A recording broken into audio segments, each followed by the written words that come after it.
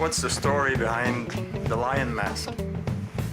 Well, back in 1976, I was sitting in the plane with Ron Greshner, and we're playing backgammon, and I usually won. And I remember after playing a few games, I picked up this magazine, National Geographic magazine, and I was just like kind of peeking through it, and I saw this tiger, and I thought, well, that'd be nice if I had a mask like that, I thought, and I showed it to Gresh, and he said, well, you're crazy? He says, you know, a mask like that? I said, yeah, well, you never know.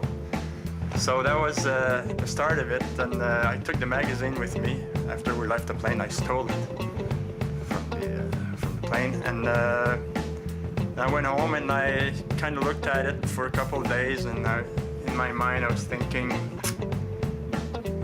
that'd be really nice. At the time, we had a house on Long Island, me and Mike McEwen and Bill Goldsworthy.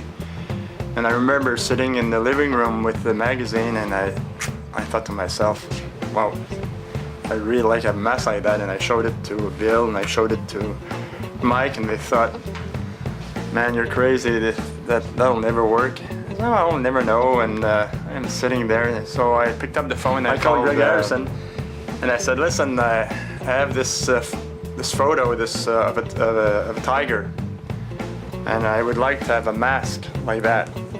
I mean, can you do it? He says, well, I don't know, but bring it next time you're in Toronto, and we'll see what we can do.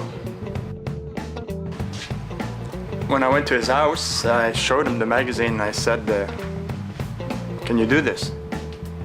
He looked at it, says, I think so. I'm gonna try anyway. So leave the magazine with me, and I'll call you in a few days to see what I can do. So he called me like maybe 3 weeks later, and he said, it's finished. And I hadn't seen it, so he said, I'll send it to you through UPS.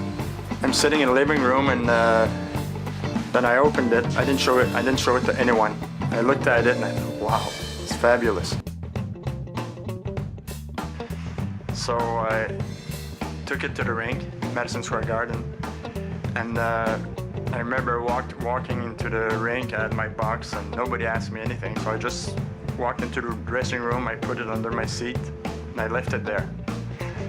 So I usually, before a game, I had a few Cokes, so I'm sitting there drinking my Coke, and I'm looking at the box there, and then the warm-up comes, and I skate on the ice with my cage mask. I had just left it there under the seat, so I put my cage mask for the warm-up. And then we went back into the room, and then I'm sitting there, and I see the box, and I took it out. Nobody was looking. I took it out as we were going back onto the ice. I took it, I put it under my arm. Nobody saw it. It was under my arm. We skated on the ice, and I'm standing in net, national anthem, everything. And then the ref starts the game, and I put my mask on, and then the crowd went, ooh. You could hear like 18,000 people go, ooh. And the ref went like this. He looked.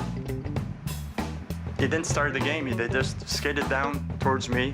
Even the St. Louis players did. And they came to see my mask, and they said, man, that's really cool. And they were laughing. Some of the guys were really laughing, and the referees were laughing. And they went back, and they started the game. So that's the story of the lion mask, which is really a tiger. If you look at it, really, it's a tiger.